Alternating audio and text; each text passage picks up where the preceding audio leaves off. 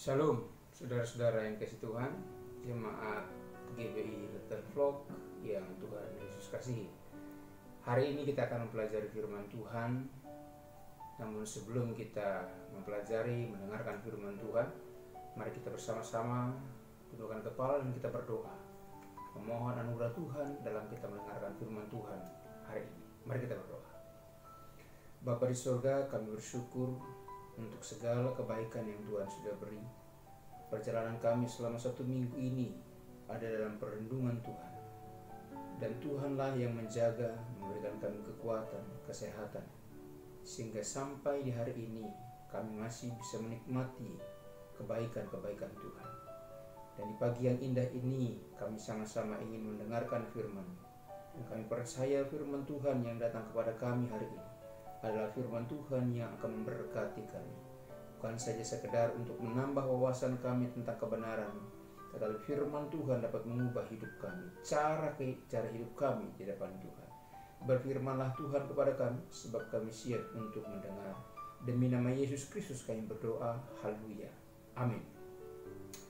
Sekali lagi jemaat yang dikasih Tuhan, GBI Little Flock, hari ini kita akan sama-sama mempelajari hukum Taurat yang keempat, sebab kita sudah mempelajari beberapa bulan yang lalu secara berturut-turut hukum pertama, kedua, dan yang ketiga.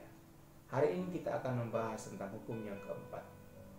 Kita akan membuka dalam Keluaran pasal yang ke-20 ayat yang ke-8 sampai ayat yang ke-11. Sekali lagi, Keluaran pasal 20 ayat 8 sampai 11. Jika Bapak Ibu sudah mendapatkan ayat yang saya sebutkan, Bapak Ibu dapat menyimak. Saya akan membacakan buat saudara-saudara semua. Keluaran pasal 20 ayat 8 sampai 11. Demikian bunyi firman Tuhan. Ingatlah dan kuduskanlah hari Sabat. 6 hari lamanya engkau akan bekerja dan melakukan segala pekerjaan. Tetapi hari ke-7 adalah hari Sabat Tuhan Allahmu, maka jangan melakukan sesuatu pekerjaan, engkau atau anakmu laki-laki, atau anakmu perempuan, atau hambamu laki-laki, atau hambamu perempuan, atau hewanmu, atau orang asing yang di tempat kediamanmu. 11. Sebab 6 hari lamanya Tuhan menjadikan langit dan bumi, laut dan segala isinya, dan ia berhenti pada hari ke-7. Itulah sebabnya Tuhan memberkati hari Sabat dan menguduskan. Berbahagialah kita yang membaca, merenungkan, dan melakukan firman Tuhan dalam hidup kita. Saudara-saudara yang dikasih Tuhan, ayat ini berbicara tentang perintah yang keempat dari 10 hukum Taurat, yaitu kita diminta atau umat Tuhan diperintahkan oleh Tuhan Allah untuk mengingat dan menguduskan hari Sabat. Jadi tema firman Tuhan hari ini adalah ingatlah dan kuduskanlah hari Sabat. Saudara-saudaraku yang dikasih Tuhan, kata Sabat dalam teks Ibrani menggunakan istilah Syabat yang artinya berhenti dari sesuatu. Syabat artinya berhenti dari sesuatu. Kata ini biasa diartikan sebagai berhenti dari bekerja atau beristirahat. Dan memang pada umumnya kata Syabat ini dikaitkan dengan di mana atau saat di mana umat Israel harus melakukan ibadah-ibadahnya kepada Tuhan Allah atau Yahweh yang dimaksud mereka. Sabat merupakan tradisi dari bangsa Yahudi. Dan tradisi ini sangat erat hubungannya dengan ibadah kepada Allah atau kepada Yahweh. Dan Syabat ini adalah sebuah tradisi yang sudah ada bahkan sebelum zaman Musa. Kalau kita membaca dalam Kejadian pasal yang kedua, ayat yang kedua sampai ayat yang ketiga, maka di sana kita akan menjumpai sebuah naskah tentang bagaimana Sabat itu diungkap atau bagaimana asal mula Sabat itu. Di dalam Kejadian pasal 2 ayat yang kedua sampai 3 ini, bahwa di sana dikatakan Allah berhenti dari karya penciptaan alam semesta di hari yang ketujuh. Dan di hari yang ketujuh itulah Tuhan memberkati semua ciptaan-ciptaannya. Tetapi bagi manusia, ini adalah hari pertamanya. Kenapa? Karena hari ketujuh atau tempat beristirahat itulah hari pertamanya manusia. Maka dengan demikian, hari pertama manusia adalah hari perhentian. Hari pertama bagi manusia adalah hari di mana manusia bisa bersuka cita dengan Allahnya. Dan hari pertamanya manusia adalah hari di mana mereka tidak bekerja atau bukan bekerja atau melakukan kegiatan. Berhenti dari bekerja atau beristirahat. Jemaat yang dikasih Tuhan. Lalu pertanyaannya adalah bagaimana Sabat itu dalam iman Kristen? Setelah manusia jatuh dalam dosa, manusia tidak lagi memiliki yang namanya Sabat atau perhentian yang sesungguhnya atau yang benar. Manusia menjadi terpisah dengan Allah. Manusia tidak lagi ditemukan dalam dirinya Sabat yang sesungguhnya. Tetapi manusia harus bersyukur. Saya dan saudara harus mensyukuri Sabat yang tidak lagi ditemukan dalam diri manusia itu mulai ditemukan ketika Tuhan Yesus datang ke dalam dunia ini sebagai pembebas. Dan pembebasan yang dilakukan Tuhan Yesus adalah satu upaya untuk memperdamaikan manusia itu dengan Allah. Sehingga manusia itu akhirnya diperkenankan kembali untuk bisa bersekutu dengan Allah. Inilah yang disebut dengan Sabat perdamaian. Itulah sebabnya Tuhan Yesus menyatakan dirinya sebagai orang atau pribadi yang dapat memberikan Sabat. Kalau kita membaca dalam Matius pasal yang ke-11 ayat yang ke-28. Matius pasal 11 ayat yang ke-28 dikatakan, "Marilah kepadaku semua yang letih lesu dan berbeban berat. Aku akan memberikan kelegaan kepadamu." Perhatikan kalimat, marilah kepadaku semua yang letih lesu dan berbeban berat. Aku akan memberikan kelegaan kepadamu. Saudara-saudaraku, dalam Matius pasal 11 ayat 28 ini mengangkat satu istilah atau kata kelegaan. Dan kata kelegaan yang dimaksudkan dalam Matius pasal 11 ayat 28 ini dalam bahasa Yunani-nya menggunakan istilah kata pausis. Sekali lagi saya ulangi, menggunakan istilah kata pausis. Dan kata pausis ini adalah sebuah terjemahan dari bahasa atau kata Ibrani, yaitu Sabat. Jadi saudara-saudaraku, kalau Tuhan Yesus berkata, "Aku akan memberikan kelegaan kepadamu," itu artinya saudara-saudaraku, Tuhan ingin atau Yesus ingin memberi Sabat kepada kita sebagai orang-orang yang percaya kepadanya. Jadi saudara-saudaraku, kalau menyimak dari perkataan Tuhan bahwa aku akan memberikan kelegaan kepadamu, aku akan memberikan Sabat kepadamu, itu artinya saudara-saudaraku, Sabat bagi orang percaya bukanlah bicara tentang hari. Sabat bagi orang percaya juga bukanlah sesuatu yang berbentuk ritual agamawi. Ya. Tetapi Sabat bagi orang-orang percaya atau orang-orang Kristen yang sesungguhnya adalah Tuhan itu sendiri. Artinya apa? Tuhan menawarkan dirinya supaya setiap orang yang letih lesu dan berbeban berat berhenti padanya, menikmati kelegaan, menikmati sukacita, menikmati damai sejahtera. Jadi saudara-saudaraku, kalau kita menyimak dari perkataan Tuhan akan memberikan kelegaan, ini artinya saudara-saudaraku, kita tidak lagi perlu terikat oleh hari-hari tertentu. Bahkan ekstrimnya, kita tidak perlu terikat dengan hari yang disebut minggu itu sendiri. Nah tentu maksud saya mengatakan ini bukan berarti ingin membuang yang namanya hari Minggu. Ya. Jadi sekali lagi, Sabat bagi orang Kristen atau orang percaya bukan bicara tentang sebuah hari atau ritual agamawi. Tetapi Sabat bagi orang Kristen sendiri adalah Yesus itu sendiri. Di mana manusia nanti akan berhenti pada Yesus Kristus. Dan saudara-saudara yang dikasihi Tuhan, bagaimana hubungan Sabat itu dengan hari Minggu? Ya, karena memang pada prinsipnya orang-orang Kristen mengakui bahwa Sabat hari ke-7 adalah di hari Minggu. Mari kita lihat hubungan Sabat itu sendiri dengan hari Minggu. Bagi orang-orang Kristen di abad-abad pertama, ternyata saudara-saudaraku telah terbiasa mengadakan yang namanya pertemuan-pertemuan di hari pertama. Ingat sekali lagi, bagi manusia hari Minggu atau yang kita kenal dengan hari Sabat itu adalah hari pertama manusia. Ya.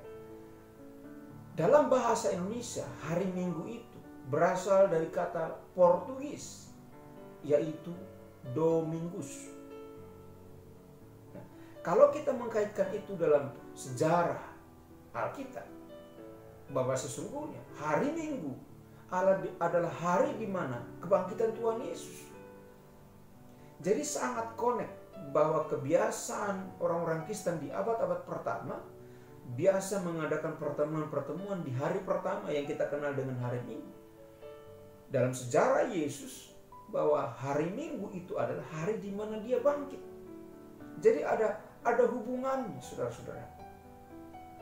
Nah, jadi saudara-saudaraku, hari Sabat atau hari Minggu itu kita meyakini bahwa itulah hari kebangkitan Tuhan Yesus Kristus. Ya. Dan hal ini bisa kita jumpai dalam catatan Alkitab, yaitu dalam Yohanes pasal yang ke-20 ayat 19 sampai ayat yang ke-29. Tetapi saya akan bacakan di Yohanes pasal 20 ayat 19 dan 20 saja. Yohanes pasal yang ke-20 ayat yang ke-19 sampai ayat yang 20. Sekali lagi saudara-saudaraku, saya bacakan buat kita semua. Ya. Yohanes pasal yang ke-20 ayat yang ke-19 sampai 20. Sesungguhnya catatan Alkitab ini lebih lengkap kalau kita baca di Yohanes pasal 20 ayat 19 sampai 29. Tetapi saya akan membacakannya buat saudara-saudara hanya di ayat yang ke-19 sampai ayat yang ke-20 dengan sebuah perikop. Yesus menampakkan diri kepada murid-muridnya. Ayat 19. Ketika hari sudah malam pada hari pertama minggu itu berkumpullah murid-murid Yesus di suatu tempat dengan pintu-pintu yang terkunci karena mereka takut kepada orang-orang Yahudi. Pada waktu itu datanglah Yesus dan berdiri di tengah-tengah mereka dan berkata, "Damai sejahtera bagi kamu." Ayat yang ke-20.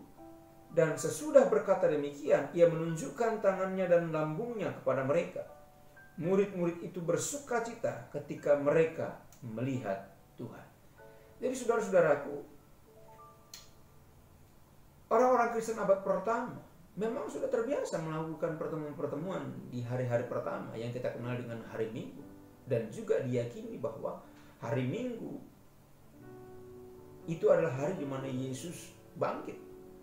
Dan sekaligus Yesus telah menampakkan diri kepada murid-muridnya, termasuk kepada Thomas yang ikut meragukan tentang kebangkitan Tuhan Yesus.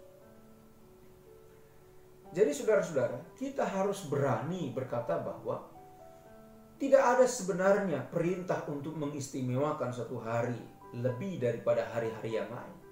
Artinya apa? Alkitab tidak pernah memerintahkan kita untuk mengkultuskan, mengistimewakan satu hari, misalnya hari Senin, hari Selasa dan sebagainya, sebagai hari istimewa bagi kita. Karena kita percaya setiap hari itu adalah harinya Tuhan. Ya. Jadi sekali lagi kita harus berani berkata bahwa sesungguhnya tidak ada perintah untuk kita mengistimewakan satu hari lebih daripada hari-hari yang lain. Hal ini berlandaskan konsep bahwa Yesuslah Sabat kita.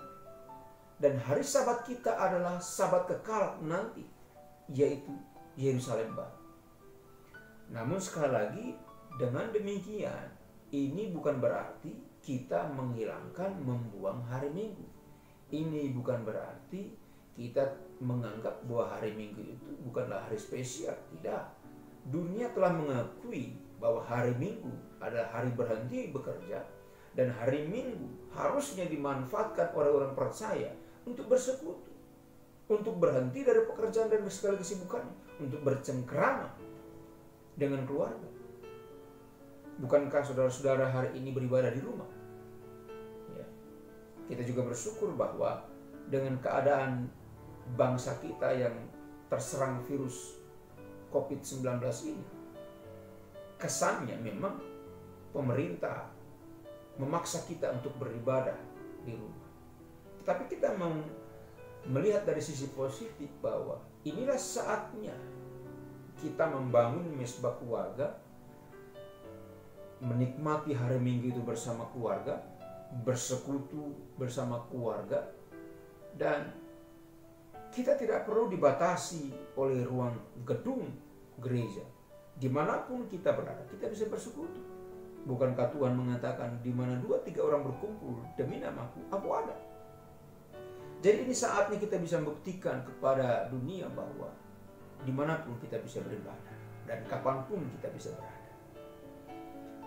Maka dari perintah Tuhan dalam hukum yang keempat ini dapat kita temukan satu fakta bahwa sesungguhnya Tuhan menghendaki adanya suatu waktu di mana umat Allah, umat percaya, umat-umat Kristen dapat berhenti sejenak dari segala kesibukan, dari segala pekerjaannya, dari segala rutinitasnya, dan mengkhususkan waktu, mengkhususkan hari, mengkhususkan pikiran dan perasaannya untuk Tuhan.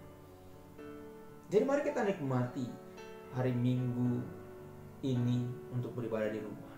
Artinya kita diminta Tuhan untuk menyediakan semua pekerjaan-pekerjaan yang menyibukkan. Tapi mari kita berikan waktu kita untuk beribadah atau memuliakan nama Tuhan.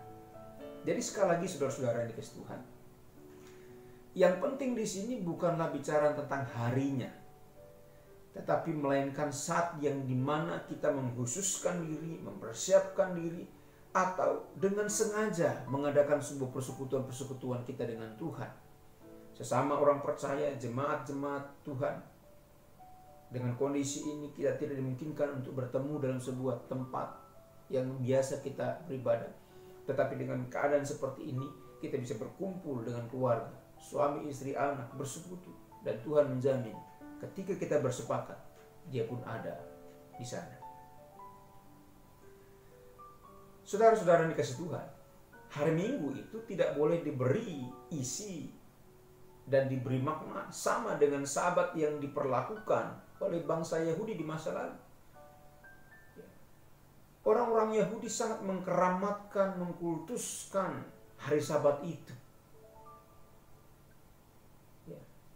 Kalau saya dan saudara, jemaat Tuhan, melakukan atau memperlakukan Sabat itu seperti orang-orang Yahudi di masa lalu, maka itu berarti kita telah menjadikan hari Minggu ini atau hari Minggu itu menjadi sebuah Taurat baru bagi kita, generasi-generasi orang percaya di masa-masa kini. Jadi sekali lagi sesungguhnya bahwa Tuhan tidak menginginkan kita mengkeramatkan, mengkultuskan satu hari tertentu, tetapi yang Tuhan inginkan adalah di mana hari tertentu kita mengkhususkan diri kita. Kalau kita sepakat hari Minggu adalah hari khusus kepada Tuhan, berikanlah. Tetapi bukan persoalan harinya, tetapi bagaimana hari itu, waktu itu, saudara memberikan perhatian penuh kepada Tuhan. Dan memang hari Minggu itu diterima sebagai hari yang disetujui bersama oleh seluruh dunia ini. Dan pada umumnya menerima hari Minggu itu disetujui untuk mengadakan sebuah ibadah atau persekutuan bersama sesuai dengan anjuran Tuhan dan rasul-rasul. Saudara bisa menyimak di dalam Matius pasal yang ke-18. Kita lihat bagaimana Tuhan menganjurkan dan memberikan suatu rekomendasi bahwa kita pun bisa beribadah di rumah dengan keterbatasan jumlah. Matius pasal 18, saudara-saudaraku, saya akan bacakan buat saudara-saudara. Matius pasal yang ke-18 ayat 19 dan 20. Ya. Matius 18 ayat 19 dan 20. Dan lagi aku berkata kepadamu, jika 2 orang daripadamu di dunia ini sepakat meminta apapun juga, permintaan mereka itu akan dikabulkan oleh Bapakku yang di surga. Ayat 20. Sebab di mana 2 atau 3 orang berkumpul dalam namaku, di situ aku ada di tengah-tengah mereka. Ini sesuatu yang luar biasa. Allah sebenarnya atau Tuhan sebenarnya tidak terlalu berkepentingan dengan jumlah yang banyak. Tapi bagaimana jumlah yang sedikit, 2 atau 3 orang berkumpul, bersepakat dalam nama Tuhan Yesus. Yesus menjamin Dia ada di tengah-tengah mereka. Dan karena itu saudara-saudaraku, pastikan persekutuan kita di rumah, suami, istri, dan anak, menghadirkan Tuhan. Dan Tuhan bersepakat dengan apa yang kita minta. Kiranya firman Tuhan yang kita dengarkan hari ini memberkati kita. Kita diminta oleh Tuhan untuk mengingat dan meluruskan hari Sabat. Ingat sekali lagi, hari Sabat ini adalah hari pertama bagi manusia, di mana manusia berhenti bekerja, tidak memulai aktivitas-aktivitas yang mengabaikan Tuhan. Tapi sesungguhnya Sabat itu bukan bicara tentang satu hari, tapi Sabat yang Tuhan maksudkan adalah dirinya sendiri. Karena Dia menjamin kelegaan, Dia akan memberikan sukacita dan damai sejahtera. Karena itu tempat tidaklah menjadi sebuah hambatan bagi kita untuk beribadah.